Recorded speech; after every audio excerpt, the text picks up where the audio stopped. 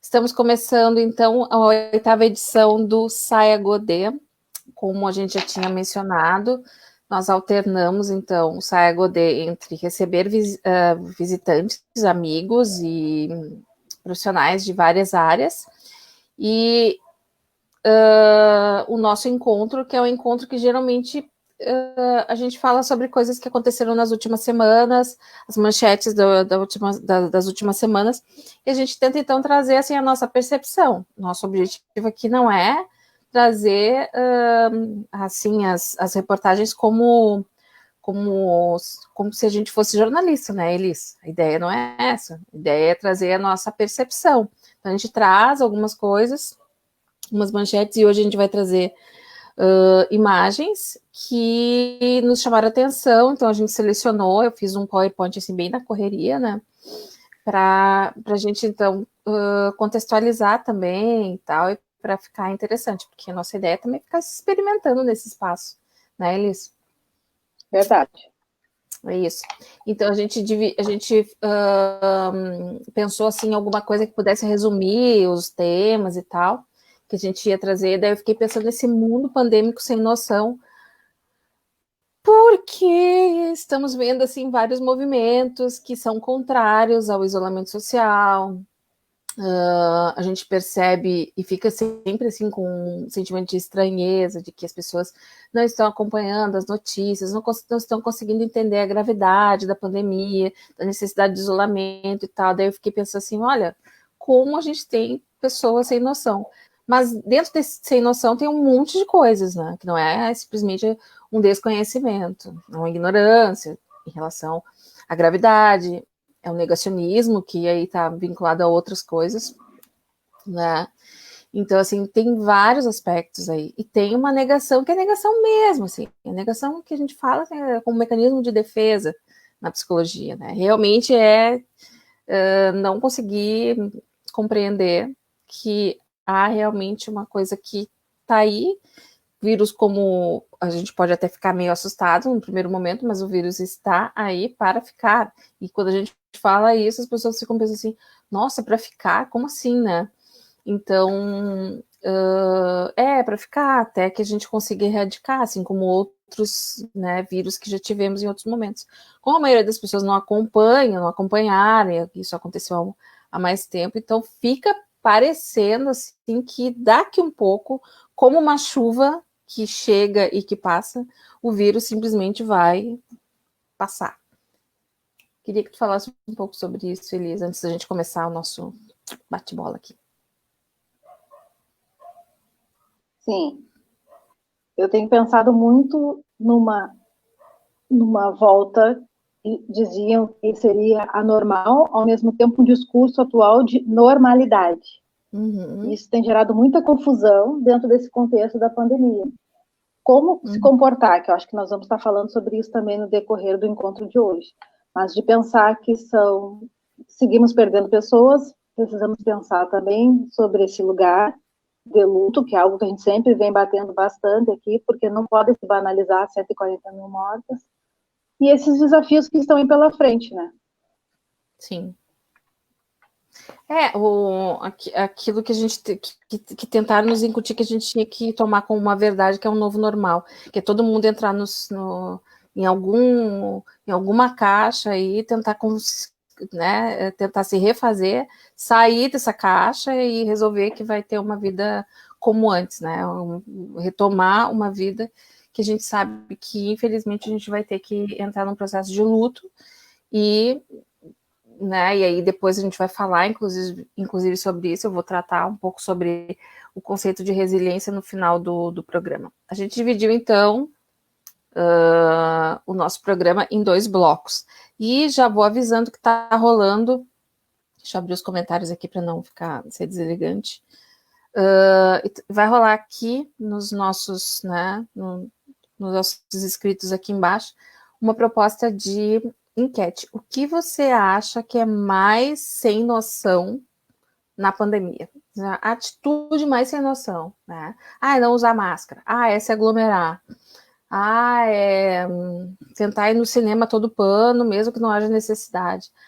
É sair no shopping, assim, querer sair todos os dias. Não, é querer aglomerar e fazer festa de aniversário com um monte de gente, ou, não, isso aí abraçando todo mundo, mesmo com máscara, vamos lá, a gente precisa se juntar de novo, e eu tenho que viver, né? Aí, vamos esperar, então, que as pessoas coloquem e que comprem essa ideia aí de, né, fazer a enquete com a gente, para a gente construir esses questionamentos. E aí vamos discutindo aqui, então vai a proposta. O que vocês acham que é mais sem noção na pandemia? Certo? O que é pior na pandemia? Qual é a atitude mais de negação e de falta de respeito com o outro? Ok? Quer comentar? Sim, posso falar. Escolhi algumas imagens, sendo essa primeira impactante, que foi uma reportagem que saiu na Isto É, inclusive fazendo uma publicidade da revista, né? Foi essa questão da fome. Por que essa palavra e essa demarcação com essa imagem tão potente que a revista acabou trazendo enquanto matéria? Porque neste governo atual, escutamos muito a narrativa da qual que o Brasil não tem mais ninguém com fome, e que a miséria não há mais nesse país. E, ao mesmo tempo, pensamos nos 38 milhões invisíveis que estão tentando acionar o auxílio emergencial, que agora passou a ser R$300, que até o mês passado era de 6. E, ao mesmo tempo, ainda falando de estados que identificam a questão da fome como uma das maiores emergências que a gente acaba assistindo, e parece que está longe desse contexto da gente mora no Sul, mas existe ainda a miséria e a fome dentro do país, e a gente tem que olhar para isso.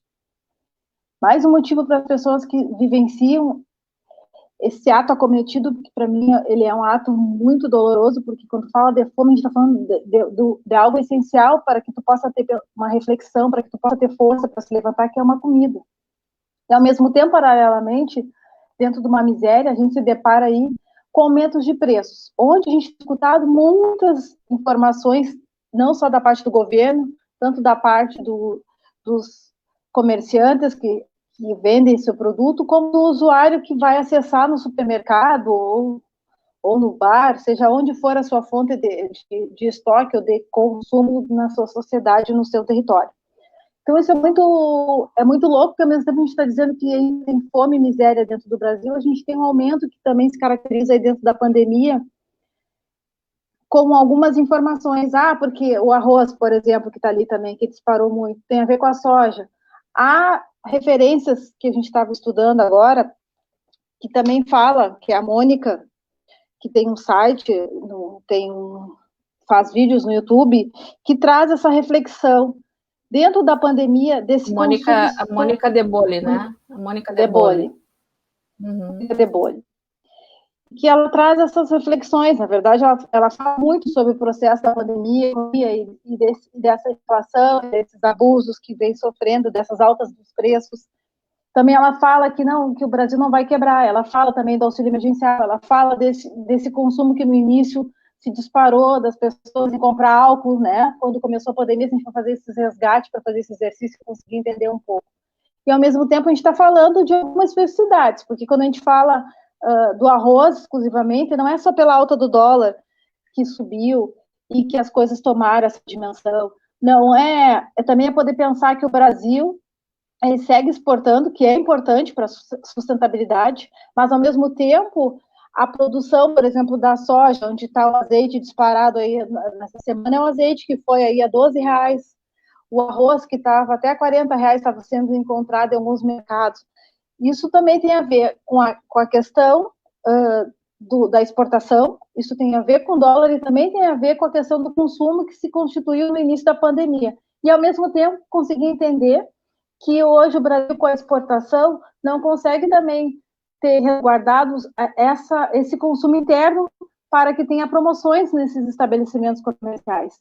E, ao mesmo tempo, tem um abuso também, que eu estava escutando o PROCON falando sobre isso, que o PROCON tem que fazer esse serviço, que é nós, consumidores, denunciar o PROCON se deslocar para esses locais onde está com abuso, preço abusivo, e conseguir entender, e aí nos devolver uma informação dizendo por que o azeite, o arroz, o feijão, o leite, que também é algo que subiu muito nessa semana, e consegue nos dar um retorno. Então é importante que a gente entenda que são vários fatores que acontecem esses preços. E que aí não adianta também culpar o dono do mini mercado.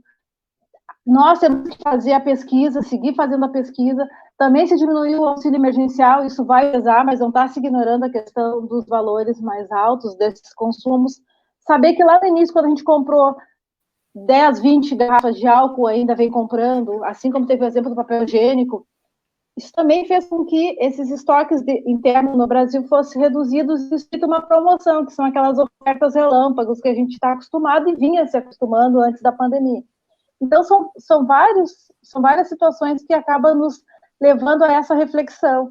E que é importante a gente estar assistindo um vídeo da Mônica, é importante a gente estar fazendo um contato e entrando na página do Procon para que a gente consiga também entender esses processos e ver o que a gente pode fazer enquanto exercício. O exercício do quê? O feijão é algo que é comida brasileira. Arroz e feijão é a comida brasileira, que é os chefs que a gente chama. Como construir um outro cardápio, que aí também entra a questão da nossa cadeia alimentar, como substituir o feijão, a possibilidade de substituir o arroz, e aí conseguir também olhar para esses pratos que até então são populares e é o que norteia o prato PF, e conseguir pensar de que forma a gente pode estar construindo novos cardápios alimentares para esse consumo e dar um tempo desses valores até conseguir voltar dentro de uma margem que nós possamos sustentar. E eu falo do trabalhador, eu falo da pessoa que está desempregada e de quem está recebendo auxílio. Não estou nem falando desse outro lado, que é quem está passando fome. Sim, sim. E se a gente pensar que boa parte das pessoas, né, eu acho que eu já comentei aqui, né, que 70% das pessoas que pegaram auxílio emergencial, elas estão em situação de pobreza extrema, né? Então, isso também é assustador, porque as pessoas estão usando hoje esse dinheiro, esse auxílio e o pouco que ganham para comer, a gente sabe disso. Também vi muito legal em Passo Fundo, onde na cidade de Passo Fundo, por exemplo, teve 60 mortes acometidos pela Covid, eles plantaram 60 árvores. Iniciativas trabalhando esse luto, que a gente sabe que é importante, ao mesmo tempo mostrando para a comunidade daquele contexto onde teve mortes, os óbitos direcionado ao Covid, demarcando essa pandemia, demarcando a importância dessas vidas, que são histórias, que são sujeitos, e também acolhendo a família que perdeu esse ente querido. Então, essa ação muito legal, que eu acabei participando de uma live no meio da semana passada, e essa pessoa que se chama Vanderlé Pulga, ela é professora da Universidade de Passo Fundo, trabalha com educação popular, e convidou, então, dentro desses 60 mortos que foi notificado dentro do município da cidade de Passo Fundo, foi construído, então, essas plantações para demarcar que essas pessoas foram importantes, fizeram parte da história, e que a gente não pode passar batido e muito menos banalizar, porque foi 140 mil, pois é, mas vamos voltar à vida, eu preciso ganhar meu dinheiro, eu sei, morreu fulano, mas eu não posso fazer nada. E essa fala é uma fala que me entristece, porque parece que morreu, simplesmente, é como se desaparecesse algo, como se tivesse perdido alguma coisa, e a gente não demarca isso como uma questão de sensibilidade e respeito para essa pessoa que teve essa perda, e para essa pessoa que tinha uma estimativa de viver mais e acabou indo dentro dessa pandemia, que ainda tem levado pessoas e ainda vai continuar levando, se a gente continuar com esses comportamentos de uma normalidade e de uma precipitação também de uma expectativa de vacina. Vamos para o próximo, então. Vamos ver aqui se eu consigo. Bom, aqui é aquele quadro da dor, né? Que a gente pode dizer isso. Que é essa situação da crise ambiental e das queimadas. Doído isso, né?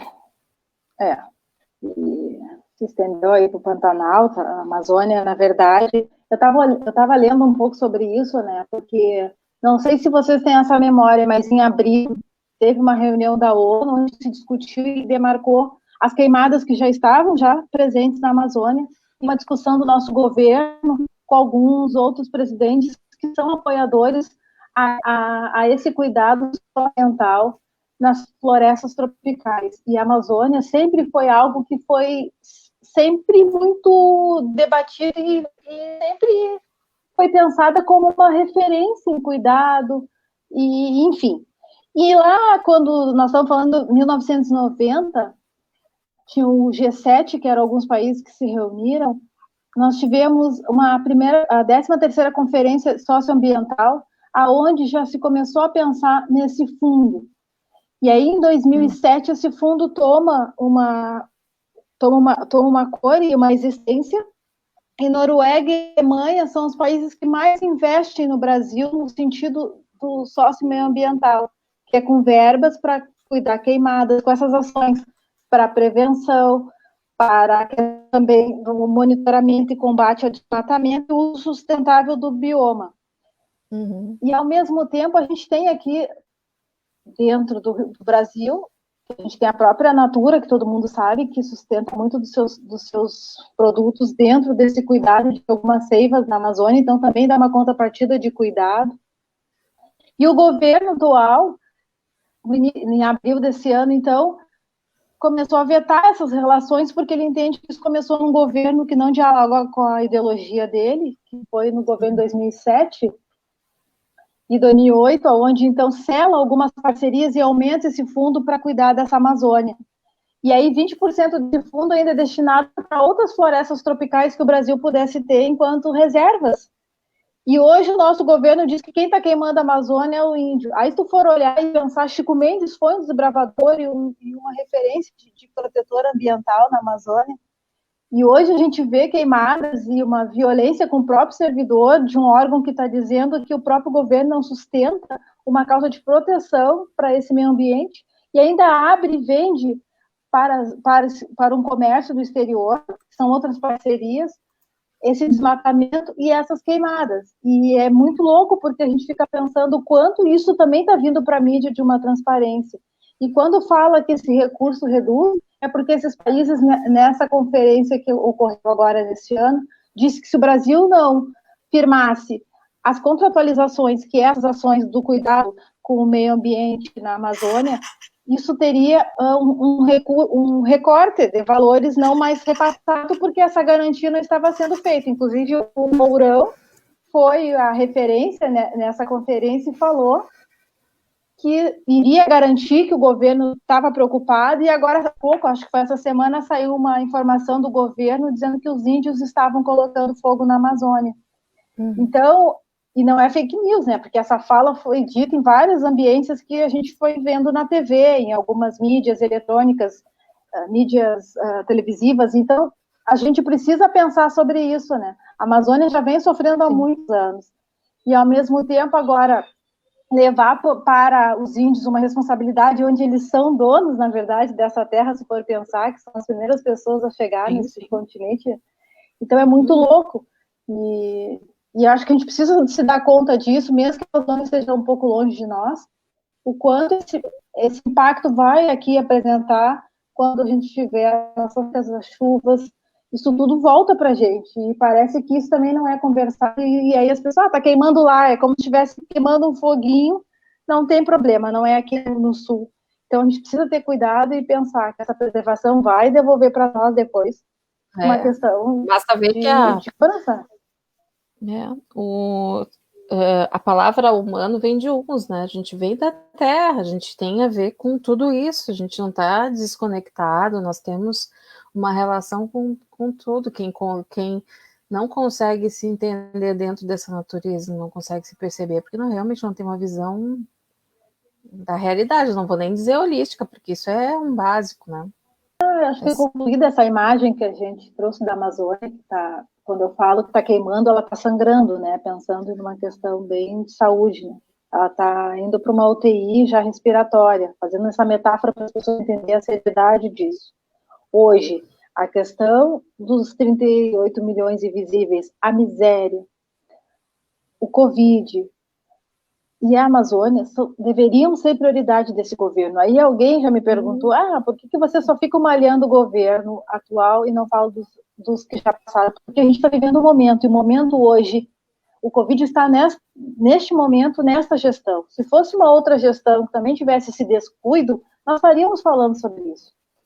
E, ao mesmo tempo, a pessoa tem que ter uma crítica, porque quem fez a sua escolha por esse cidadão que governa hoje, a atualidade, precisa também fazer uma reflexão sobre esse ato mesmo, o quanto ele correspondeu à expectativa e o quanto esse voto também não foi um voto para pagar outras opções, e isso hoje também está na conta das pessoas, a gente precisa olhar para isso. E aí não é ficar batendo num governo, a gente está batendo em situações que está na demanda e na responsabilidade desse governo. Então, é só para as pessoas entenderem que não é uma questão aqui de bandeira de direita ou esquerda, é uma bandeira pela vida, é uma bandeira pelo meio ambiente, pela mãe terra, natureza. Eu quero que a gente possa seguir comendo alimentos saudáveis, eu quero que a gente possa respirar um ar que não precise de oxigênio, que eu não precise ficar doente com problemas respiratórios. Eu quero continuar produzindo muitas coisas que venham dessa natureza, eu quero continuar com a minha saúde, conseguindo trabalhar, quero uma vacina futuramente. Então, a gente está falando de vida, de expectativa, de sobrevivência muito básica, e se as pessoas não conseguirem fazer essa escuta a partir desse lugar, fica muito difícil a gente sempre ficar na questão de direita ou esquerda. A gente aqui está falando de vida, e vida, gente, não tem que ter partido, ela tem que ter um compromisso e uma responsabilidade. E o gestor tem essa obrigação, porque as verbas, as tomadas de atitude, como tu bem disse, né, Cláudia, está na mão. Porque se no momento que eu quero melhorar algo e sei que isso precisa disso, eu vou investir tudo que eu posso nisso. E aí é uma questão de prioridade. Sim. E aí a gente precisa pensar que prioridade eu tenho no olhar desse governante. Não só dele, de outros que... É só para a gente trazer isso, porque precisa provocar isso, né? Senão as pessoas acabam fazendo uma escuta pela defesa ou pela uma crítica e não conseguem trazer a reflexão maior que é a vida. Ela faz um grito, que todo mundo já sabe, que é o Fora Bolsonaro, e isso hoje tomou mais dimensões nas mídias, porque acabou que isso está sofrendo uma penalidade para ela, e aí tem um povo que vem apoiando, porque a gente está falando aí do direito de falar, do direito de se posicionar, do direito à liberdade de expressão. E se isso incomoda, e esse incomodar vira uma repressão, uma opressão, a gente tem que parar e pensar, opa, o que está acontecendo com o nosso Brasil? Ela fala de um lugar que recebe verbas, mas ao mesmo tempo ela não desrespeitou. Então que a gente consiga pensar onde é que está esse direito de expressão. Nem todo mundo que está no esporte, nem todo mundo que está trabalhando nos meios de comunicação apoia algumas situações e traz isso. E ela falou, fora Bolsonaro. E aí isso está tomando uma dimensão, uma discussão. E os próprios atletas do mesmo segmento de esporte que ela também representa, alguns fizeram crítica ao movimento que ela fez, e uma outra parte ecoou como, bom, é um direito da Carol, ela não concorda, até porque muitos recortes financeiros foram feitos com essa nova gestão política. Cultura, educação, esporte, foi praticamente massacrado, retiradas de verbas e até com diminuição de alguns projetos que já faziam uma diferença dentro da sociedade, e acho que ela está ecoando isso. E o esporte é algo que não só liberta, como traz a questão do processo educativo também, principalmente nas periferias, e isso não está sendo olhado. Então, antes de dizer, de novo, né, que eu sempre trago, o que traz por trás desse grito, né? Ela, enquanto atleta, representante brasileira, o que traz por trás desse grito? Não escute só a palavra fora, Bolsonaro, mas o que ela está querendo dizer com isso? Por que ela está tão indignada? Vamos tentar escutar, vamos tentar ver por essa via também. Senão parece que a gente fica só nas defesas e não consegue fazer a discussão do que gerou essa indignação. Porque ela não é uma pessoa que sai gritando a cada vez, mesmo que é um esporte que as pessoas são explosivas, quando faz lá a pontuação, com uma cortada, com um saque, com uma jogada linda, e pontua, mas é uma questão, ela está ecoando um grito de indignação sobre alguma coisa que não é só para ela, não é para só a Carol, acho que ela está trazendo por uma questão, ela está representando aí uma categoria. Se não 100%, uma boa parte. E aí a gente tem que olhar para isso, né? Tá aqui, então. A Michelle. Eu ia botar a música, mas achei isso, não vou dar tanto ibope, né? Então, aqui, e junto, né, a imagem do Guilherme Boulos, que essa semana, acho que foi hoje, né, estourou essa bomba aí, que é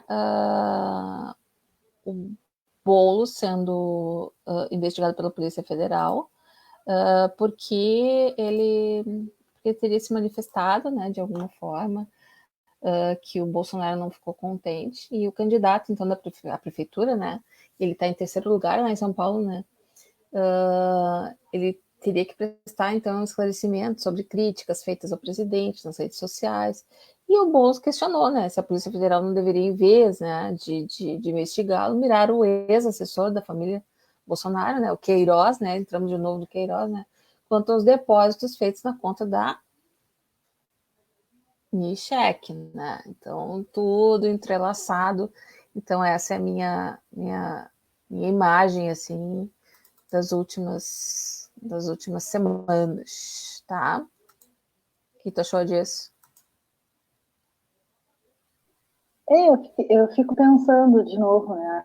A censura tomando conta, a liberdade de expressão, questionar, perguntar algo que não tem transparência, eu acho que é o que nos norteia, é o que nos faz melhor, é sempre conseguir problematizar o que é nos dado. Se a gente está falando aqui de um lugar que a gente diz que não está trazendo um saber absoluto, que a gente não está aqui no papel de jornalista, e que a gente está trazendo informações a partir desse lugar que se pesquisa, que se escuta, que se informa, que traz as narrativas da trajetória profissional do dia a dia, que traz as escutas das ambiências por onde a gente acaba transitando, que é no social, que pode ser no supermercado, que pode ser dentro da nossa casa, com as pessoas que a gente está nesse isolamento ainda vivendo.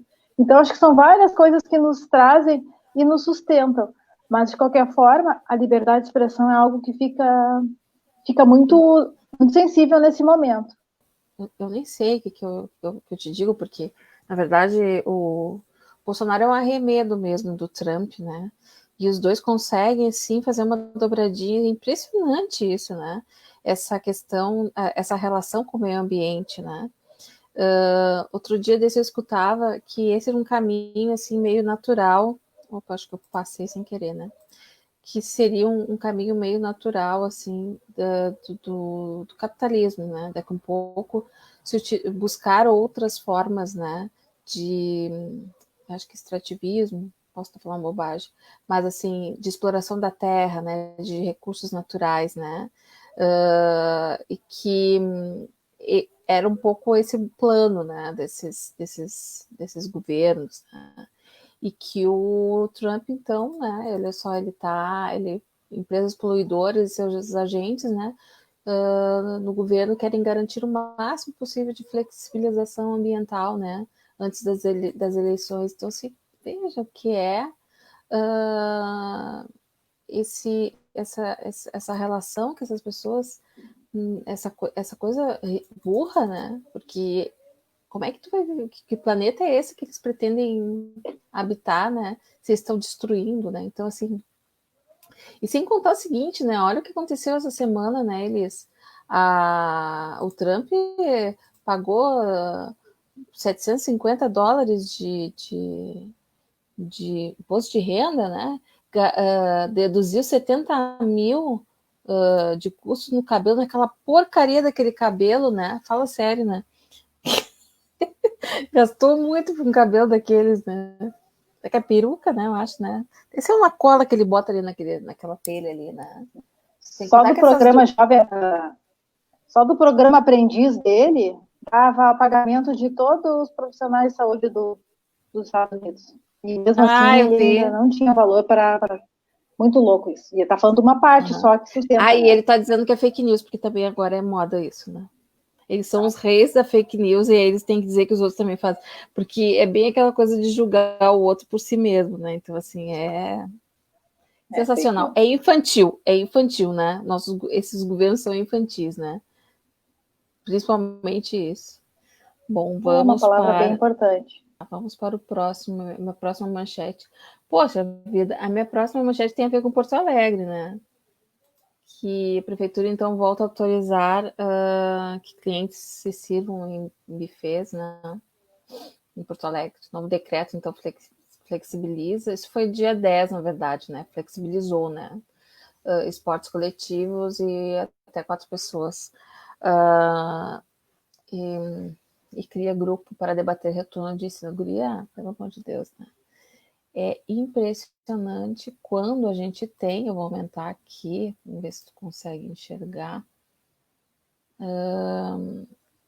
Esses são dados de hoje, da Secretaria, né, de Saúde.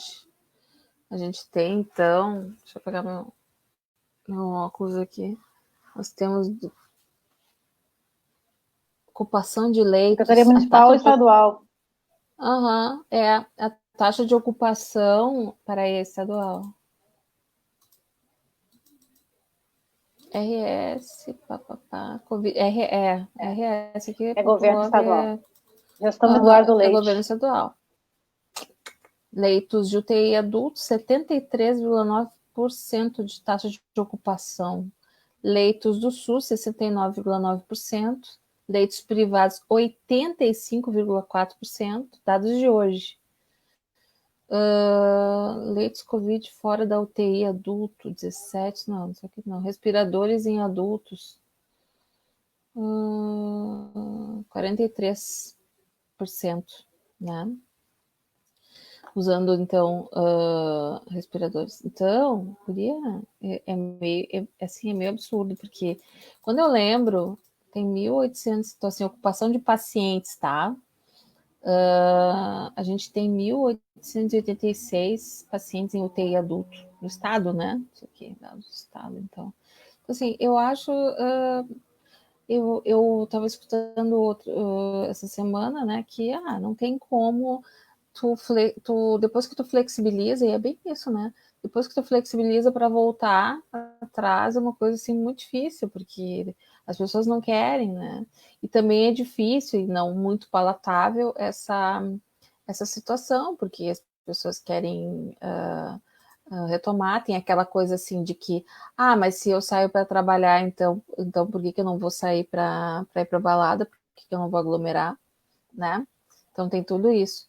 Então é complicado, porque a gente sabe muito bem que os restaurantes, eles são aquele local de alto risco, né? Alto risco para contaminação. Então eu não consigo, assim, é que nem o futebol, né? Que eu acho que seria a minha próxima manchete aqui, né? O futebol estava na cara também, né? Que ia ser outra coisa que ia gerar muito problema. E a gente, inclusive, abordou aqui no Saia, né? Que seria, acho que, deixa eu ver se aparece aí para ti já. No primeiro Seria Saia, né? Foi foi na primeira edição que ele falou sobre a volta às aulas e falou sobre a questão do retorno ao futebol. O Nicoleles, né? Quanto tempo faz isso? Quanto tempo? Quanto tempo já essa fala? Nossa, eu acho que a gente primeiro começou... Saia. no primeiro Saia. Puxa vida. Só pra gente ter uma noção de tempo, né? Julho? No sentido Julho, agosto? Setembro? Então, quase 3 meses aí. Então, assim, o que aconteceu? O Nicoleles, né, que é um... Deixa eu botar aqui ele...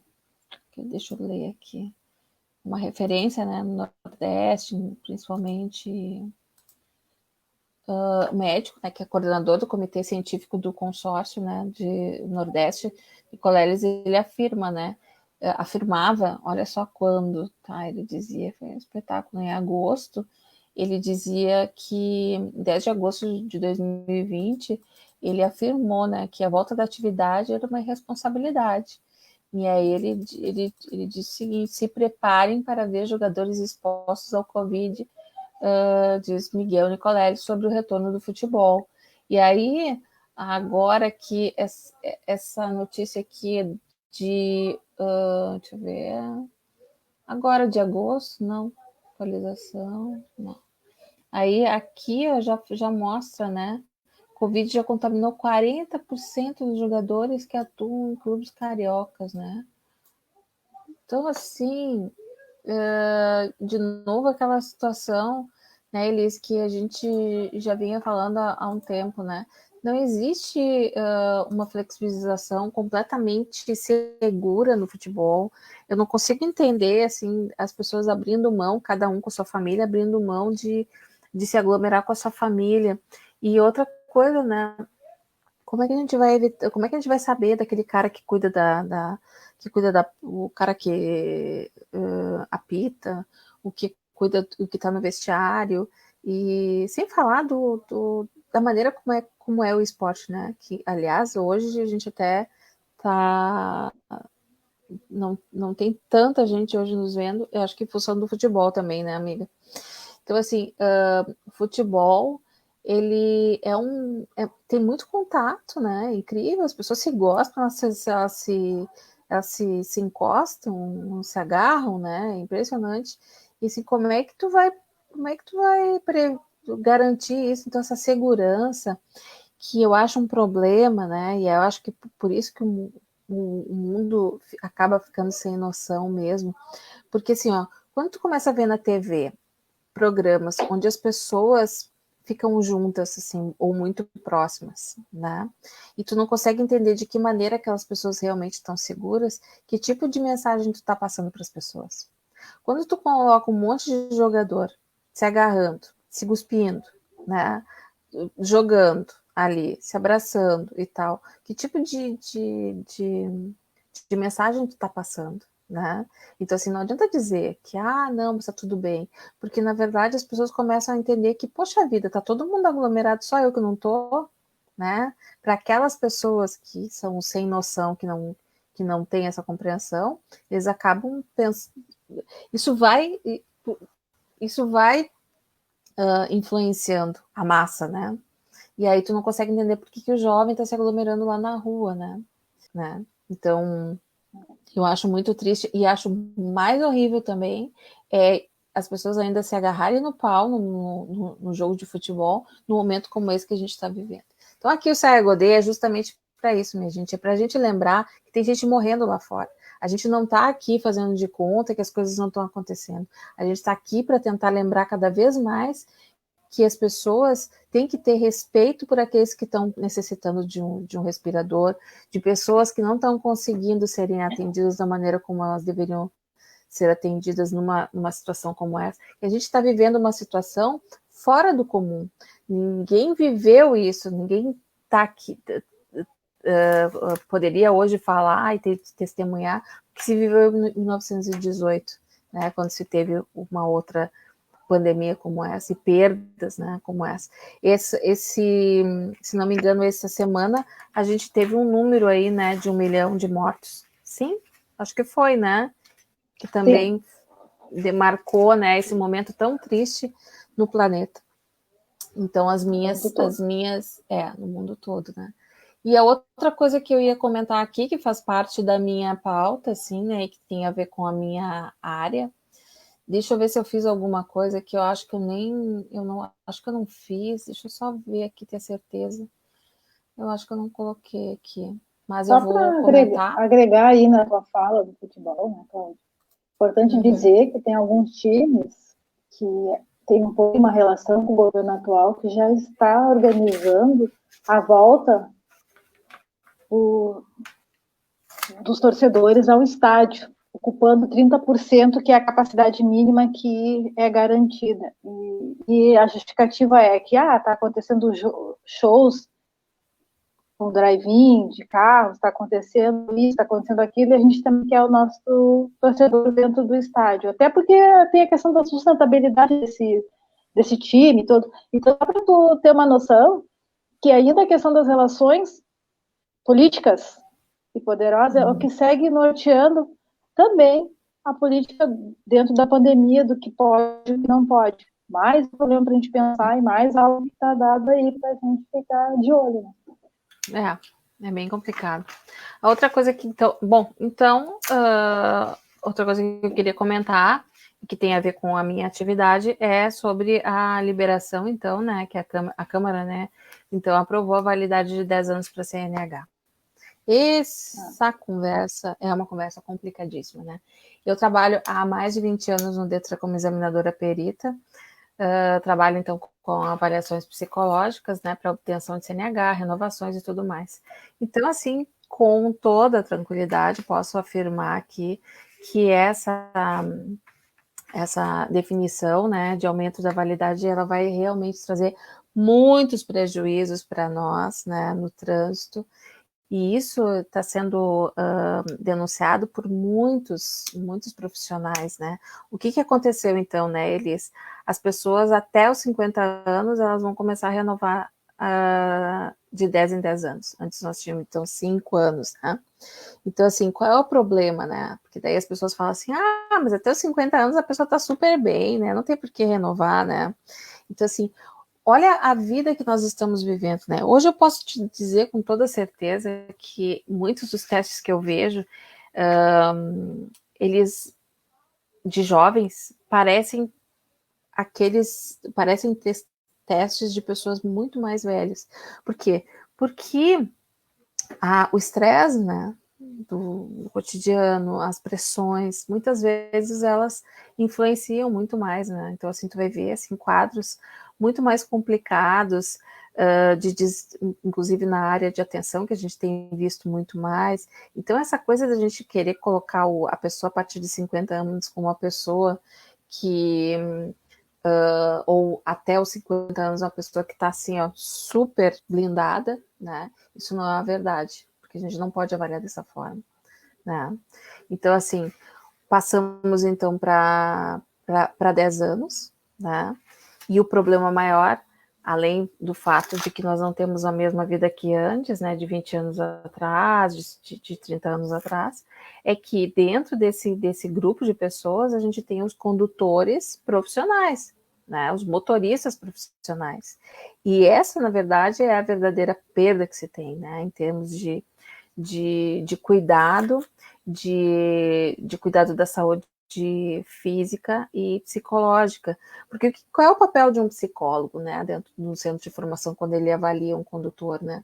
Ele está ali avaliando as condições dele em todos os aspectos, é a atenção, se ele teve alguma intercorrência de saúde física ou mental, se ele usa algum tipo de medicação. Então, a avaliação física e mental, de sanidade física e mental, né, realizada por um médico e um psicólogo, ela tem um objetivo, né, de avaliar essas condições, né, e essas condições, elas se modificam, né, a gente troca a peça do carro, mas a gente não troca, né, não adianta tu acertar ali a visão, uma hora a tua visão não vai dar conta, então, assim, tem vários aspectos que influenciam. Então, por exemplo, muitas vezes a gente toma medidas de restringir, por exemplo, o tempo né? A gente diminui o tempo, assim como quando tu vai no médico e o médico te diz, olha, hoje tu não tá bem, então tu volta na semana que vem. Tá, daí tu volta naquela semana, só, olha, agora tu pode vir daqui a um mês, né? Então, por que às vezes a gente administra um tempo menor, ou por que a gente às vezes encaminha para um profissional, pede uma avaliação, pede um laudo, encaminha para alguma rede, né? Porque a gente está ali com um olhar, né, e um cuidado para esse motorista, para quê? Para que ele tenha todas as condições, né? A gente vê muitas pessoas de muita idade cruzando o Brasil, né? Cruzando o Brasil com 70 anos, carregando assim coisas assim. Então, o que tu tem que fazer por isso é que diminui-se o tempo de reavaliação. Então, quando tu coloca 10 anos, né, essa reavaliação, essa renovação de categoria, tu está, na verdade, atrelando essa decisão, na verdade, ela está atrelada a outras políticas desse nosso governo, né? Que é aquela que não está preocupada, né, com o meio ambiente, que não está preocupada com a saúde do povo, né, Elis? Então, assim, para mim, isso tudo né, tá interligado. Então, infelizmente, a gente teve esses pontos, né? E aí, falando em pontos na carteira, né? Que é um outro problema, né? Os pontos da carteira, eles também aumentaram. Mas o problema de aumentar, e aí eu tô assim, nem tanto ao céu, nem tanto à terra. Fazer 20 pontos é fácil, fazer 40 é bem mais difícil. Podia ter um meio termo, né, Elias? podia ter um meio termo. E a outra questão é a seguinte, a partir do momento que tu chega de 14 a 19 pontos, tu pode solicitar uma reciclagem. Solicitou a reciclagem, tu vai zerar a tua pontuação. Então, o que a gente percebe? Que esse tipo de mudança, ele vai favorecer o mau motorista. Né? O motorista que não comete, né, infração e tudo mais, ele vai continuar sendo, né, aquele mesmo, mas isso vai, na verdade, motivar as pessoas a quererem zerar e cometer mais infração. Então, assim, a gente teve realmente, definitivamente, uma perda com essa definição, né, da Câmara, né, que então pretende aumentar essa renovação. Então, eu lastimo, né, porque como eu estou na linha de frente e eu sou especialista em psicologia do trânsito, eu me coloco aqui defendendo, assim, né, a classe, né, defendendo a nossa atividade, que é uma atividade super importante, assim, as pessoas, às vezes, elas ficam, vai lá fazer aquele testezinho, não sei o quê, tem algumas pessoas que dizem assim, mas roda ou não roda? Mas, gente, não existe isso, sabe? Rodar ou não rodar. É que nem uma criança nasce e tu diz, reprovou ou aprovou. Não existe isso. O que existe ali é um sujeito complexo, né? Que está ali querendo ser um motorista e a direção, né? O ato de dirigir, ele é um ato extremamente complexo. Embora as pessoas cheguem, né, muitas vezes a pensar que, olha só, tá cheio de carro na rua, então deve ser uma coisa fácil. Não é tão fácil, né? E casos assim mais graves, por exemplo, que em tese as pessoas brincam que poderia ser reprovado, tem muitas pessoas que não chegam até nós, né? Não chegam a fazer uma avaliação, porque os casos mais graves, se a gente pudesse dizer, né, seriam os que seriam inaptos, né? Nós não vemos com tanta frequência, né? Mas eles acontecem. Isso não é pouco frequente, e casos também que muitas vezes as pessoas não entendem então esses resultados, né? Que são os inaptos temporários, que são pessoas que têm que retornar com uma reavaliação, né? Uma avaliação de um profissional de alguma área. Então tem várias coisas que a gente faz ali que muitas vezes as pessoas não percebem. Então eu defendo muito isso porque muitas vezes aquele sujeito ele vai ver um psicólogo só naquela situação, porque infelizmente a minha área ela é muito elitizada, né? A população não tem acesso a um psicólogo e os governos também não têm interesse em contratar psicólogos. Agora parece que São Paulo contratou 1.000 psicólogos, né? Em função do retorno das aulas, né? Então, isso é uma coisa rara, mas é específico, então não se sabe até que ponto isso, né, realmente é uma contratação, né, definitiva. Enfim, é isso, né, amiga? Então... Não, só para ajudar aí, saiu, na verdade, um decreto reconhecendo a necessidade e a garantia de contratações via concurso ou seleção particular das escolas governamentais e privadas, a instituição de assistentes sociais e psicólogos dentro das instituições de ensino. Então, é uma obrigatoriedade, eles têm um prazo até 2020, final de 2021, para apresentar essa nova categoria instituída nesses espaços. Então, isso é importante. Talvez São Paulo já acabou, com a oportunidade do Covid, já instituindo isso. Foi uma contratação emergencial, mas está valendo, mas que é importante esse reconhecimento desses profissionais dentro da instituição de ensino, ou qualquer outro Falando lugar. em São Paulo, né? Que coisa louca, né, amiga? A gente comentou isso, né? Ficar pensando nessa possibilidade de daqui um pouco os estados se assumirem assim nessa questão da vacinação, né? Como se fossem países, né? Assim, completamente independentes. Eu vi uma manifestação, né, do Dória, dizendo, teremos vacina para imunizar, tudo. Eu fiquei pensando, gente, mas como é que é isso, né? Aí todo mundo em São Paulo, né, vai ser imunizado. Aí daqui um pouco ali no Espírito Santo não vai, aí Manaus não vai, aí daqui um pouco, né? aqui louco também. Isso, né? Ou todo mundo vai migrar para São Paulo, o que vai acontecer, né? É louco isso. Mas falo de uma desorganização de gestão, né? Seguimos a mesma fala do início. Bom, essa semana a gente teve também, né, encerrando esse primeiro bloco e indo para o segundo, já quase finalizando, porque a gente já está estourando aí, mas assim, a gente fez a pergunta aqui da nossa enquete, a gente não teve muita adesão hoje aqui, né, mas assim, a Carla, né, que é minha irmã, ela falou da desnecesself, né, a gente perguntou na enquete o que era pior, né, o que era realmente uma coisa assim, sem noção, né, e ela fala sobre a foto aglomerada sem máscara, né? Então, assim, isso é uma coisa que causa também, que nem a mensagem aquela que muitas vezes a gente vê na TV de que tá todo mundo liberado e aí a gente fica assim. Então, realmente, isso me causa, sabe, uma sensação assim da coisa do sem noção, né? Porque para mim é uma falta de respeito, Elisa. Não, sem dúvida. A falta de empatia que a gente falava, né? A empatia está também centrada nesse conceito, né? Então, prefiro que tu te esconda, né? Então, te esconde. Te esconde, então, né? Bom, o Luiz, né? Então, a minha irmã e meu parceiro, então, né? Estão aqui nos prestigiando, né? Foi suspensa, ele está falando aqui, foi suspensa as regras do CONAMA, a correria forte, proteção aos lobbies, destruição do nosso país. O Luiz está comentando aqui alguma coisa. Sim. Falou do ministro, né? Que esse que está aí é um pelego, né? Agencia os grandes grupos de empresários num processo de enriquecimento a toda prova, devastando então o meio ambiente, o comentário dele.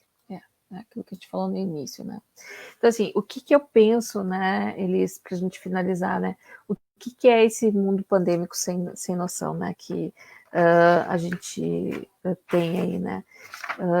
Me parece, assim, eu vou te dizer, assim, várias coisas aqui, tu vai tentar descobrir, assim, do que eu tô me referindo, tá? Para essas pessoas, não existe meio termo.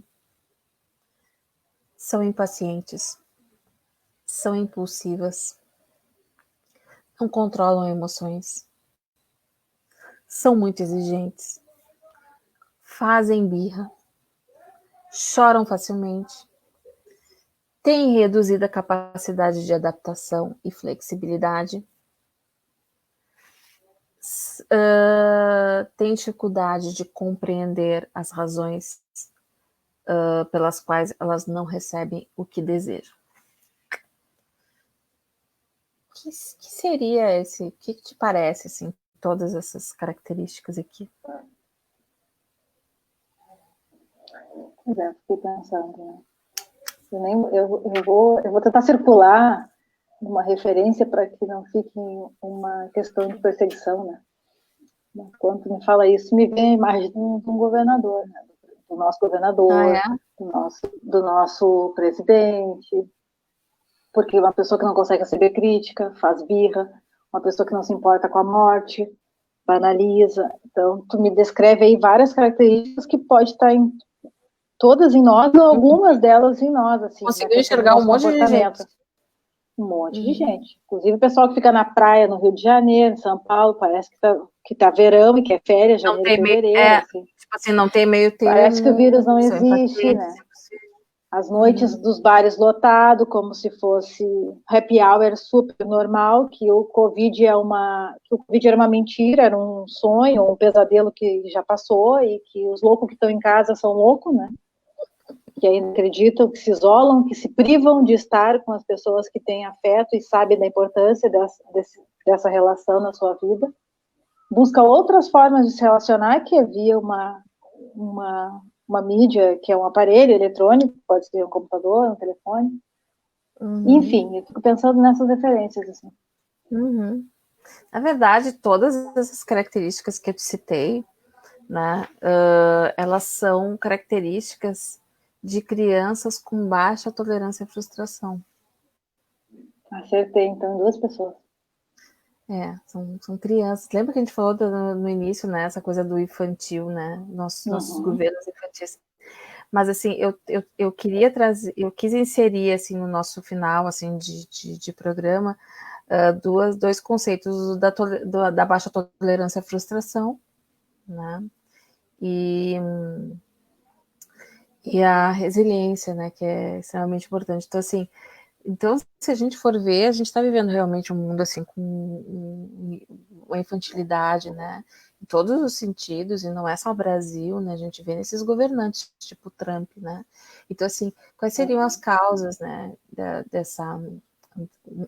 Algumas causas, né? Para que essas características elas se instaurem, né? Para que a pessoa tenha baixa, porque esse é um resumo, assim, né? Daquilo que a gente vai ver depois um adulto, né? O adulto acaba não respondendo bem, porque geralmente ele carece de limites, né? Ele realmente ele foi, de repente, a educação, né?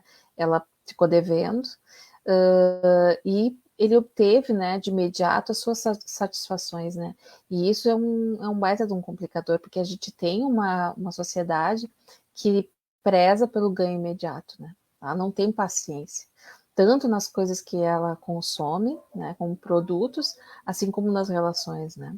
Modernidade líquida e os conceitos do amor líquido, né, do Zygmunt Bauman, já nos trazia isso, né, como conceitos, né, da modernidade, né, de que a gente não tem paciência, a gente quer ter garantias, a gente não quer, se a coisa não tá boa, a gente troca, né?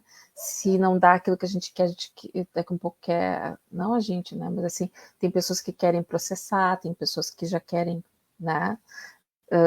Querem entrar num restaurante a todo pano, né? Independentemente se o horário não pode, né? Porque se a pessoa, né, vai alegar que ela tem berço, né? Então, assim, infelizmente a gente está com um bando de mimados aí, né? Que as pessoas acabaram escolhendo como governantes. É isso que eu vejo, assim. E, e sem um pingo de maturidade, aí tu vai ver o quê, né? Tu vai ver birra, tu vai ver uma necessidade de que não tenham leis, uma necessidade de flexibilizar tudo, liberar geral, né? Uma necessidade de quebrar instituições históricas, né? De quebrar uma república, de não aparelhar as instituições para que elas tenham condições, né? De defender as suas pastas, né? E os seus projetos, e também de não construir projetos, né? Que isso também é uma coisa assim assustadora. Então, eu acho que quando a gente vê um monte de gente aglomerando, voltando ao ponto, né, do sem noção, né?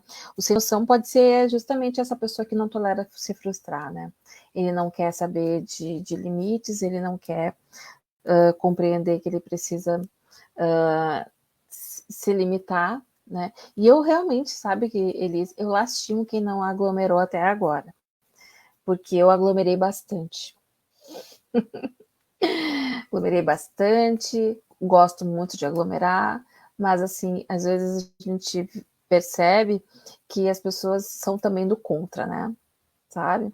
A gente sabe muito bem, e isso já foi provado em algumas pesquisas, que aqueles super disseminadores de vírus são aquelas pessoas que não é porque é um super vírus ou porque elas estão super infectadas, mas é um super a comportamento aglomerante, assim, né? São pessoas que aglomeram, são pessoas, então assim, o super é de estar super, né, envolvido com bandos, é de ser um frequentador de bares, de restaurantes, de não querer abrir mão de nada, né? Então, assim, quando a gente fala de baixa tolerância à frustração, então, é justamente isso, né? A pessoa não consegue, ela tem um baixo limiar, né? Então, assim, o limiar dela é muito baixinho. Então, assim, qualquer frustração, ela vai para aquele ponto da criança, né? Ela faz birra, ela quer chorar, ela quer espernear, ela acaba sendo agressiva,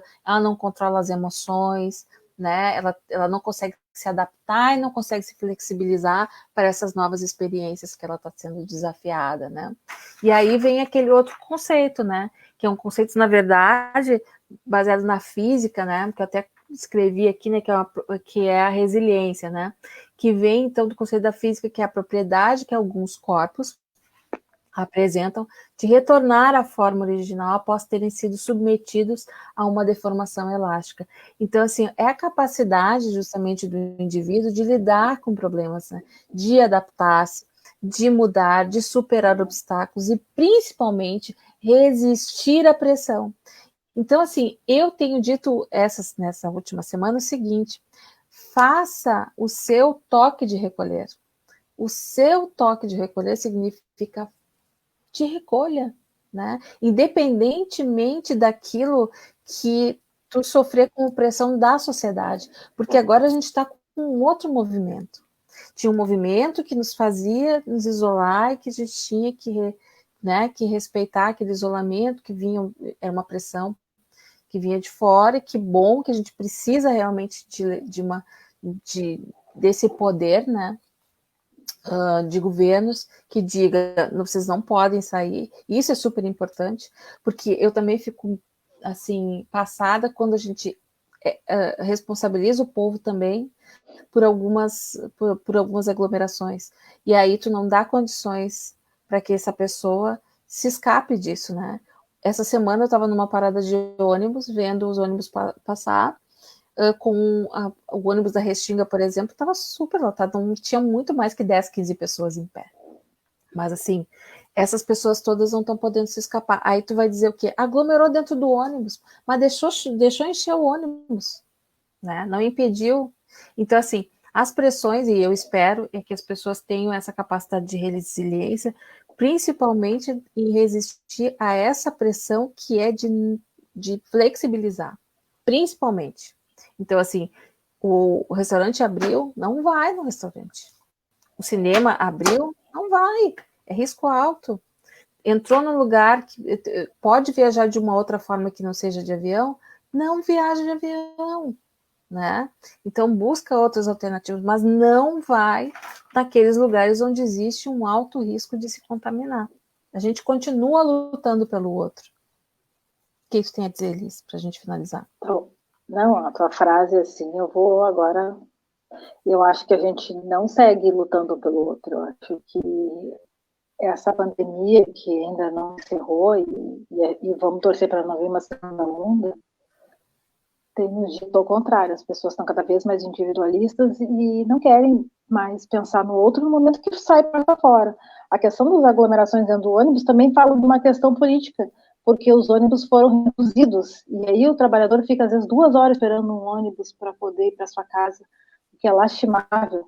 Então, tudo se atravessa nesses processos. A gente está falando do trabalhador que é o dia a dia, que não tem o seu carro, que sai às 6 da manhã e volta às 7 da noite, e que precisa desse serviço, porque muitas vezes são profissões que não têm como estar extintas, ou em home office, como é o trabalhador da saúde, como é o próprio motorista, como é o próprio pessoa que trabalha na higienização, que são os garis, as higienizadoras que têm que fazer as suas limpezas, assim, órgãos públicos que seguem funcionando. Então, assim, a gente está falando de um contexto de várias categorias que são primordiais para que o país não pare de vez, e não tem nenhum cuidado com isso. Mas, enfim, Cláudia, acho que a resiliência, ela está no mesmo processo da empatia, assim, né? São significados diferentes, com posturas diferentes, mas é isso. A pessoa que passa por isso, além de conviver, tem que aprender a lidar com isso. A gente utiliza muito a resiliência dentro dos processos, principalmente de violência doméstica e abuso na infância. Então, eu te digo que é um exercício e precisa de um apoio para que consiga dar conta e perceber e voltar para recomeçar a partir dessas demarcações. E a empatia é isso. Se eu não conseguir olhar para o outro e não pensar em coletivo e seguir no meu mundinho, no meu quadrado, e que a gente falou das bolhas aqui, né, Cláudia, fazendo uma metáfora agora. Porque quando tu traz criança naquele processo comportamental, eu me lembro da minha filha que está com 2 anos, que está nesse comportamento que eu estou tentando modificar para que ela não siga uma criança adulta com esse mesmo comportamento. Então é muito louco, assim. Acho que a gente encerra trazendo algumas reflexões e provocações, né? Porque também a gente agora tá o quê, né? Justamente, a gente tá com os pais mais próximos, com essa responsabilidade também, né? De saber trabalhar essa questão do ganho imediato, né? Então, assim, esse processo de educação nesse momento também está sendo muito controvertido e a gente tem que pensar nas gerações futuras e no mundo, então, né? Com práticas agora, né? Então, eu tenho aqui uma ideia, assim, que também tem a ver com o movimento. Essa semana não, hoje eu recebi um livro que é do André Trigueiro, né? Todo mundo conhece ele. E mais esse aqui, Cidades e Soluções. O que é isso, né? Eu comprei esses 2 livros porque a editora e o próprio André não estão mais recolhendo nenhum valor para eles, e essa é uma campanha que o André Trigueiro, então, começou a divulgar, porque o valor integral da venda dos livros dele vai, então, para ações de recuperação do Pantanal, certo? Então ele vai repassar, né, todo esse valor diretamente, então, para aquelas organizações que realmente necessitam. Então isso é uma coisa bacana, né? Eu acho que esse também um profissional, né, que transmite uma ideia de que a gente precisa ter fé no país, né? Mas assim, essa coisa da gente poder fazer bolhas novas e com essas bolhas, né, se integrar com outras bolhas e a gente conseguir fazer uma pressão, né, para que se ampliem as consciências e a gente tenha então um povo mais questionador, mais crítico, mais, né, mais politizado também, e não vamos desistir da política, porque ela é super necessária e é só através delas que a gente vai realmente operar mudanças, né? O Saia Godê, então, não é um programa que tem por objetivo buscar likes vazios e visualizações desatentas. Nossa intenção é exercer nosso direito de nos posicionar, de dar voz àqueles que se inquietam como nós. Queremos ver e ouvir os invisíveis e contribuir com a nossa experiência na saúde mental, sobretudo. Nossa proposta é uma fagulha de resistência e é uma luz que nos mantém vivas. Eu acho que isso é super importante. E a gente daqui a 15 dias retorna com um convidado. Não sabemos ainda quem, porque a gente ainda não pensou nisso, mas logo, logo estaremos falando sobre isso. Um beijo, Liz. Um beijo, obrigada por mais compartilhar. Adorei esse bate-papo. Esse bate-papo público, né? Sim, hoje foi bem. Eu senti que foi intenso, sabe? Tem uma hora que eu fiquei pensando, será que estamos divagando demais? Mas a gente trouxe só coisas da realidade e como foram profundas, né? E não foram profunda com uma teoria, e sim profunda com sentimento, Guria. Muito interessante isso. Tô bem mexida com isso. Essa coisa é bom. É bom. Isso é bom e a gente tem que se humanizar nesse processo, porque de fato o que a gente está vendo assim é o contrário, então a gente tem que recuperar isso nas pessoas também, né? Sim. Então tá, meu amor. Fica bem. Boa Temos noite. o resto de semana amorosa e com saúde. Bem.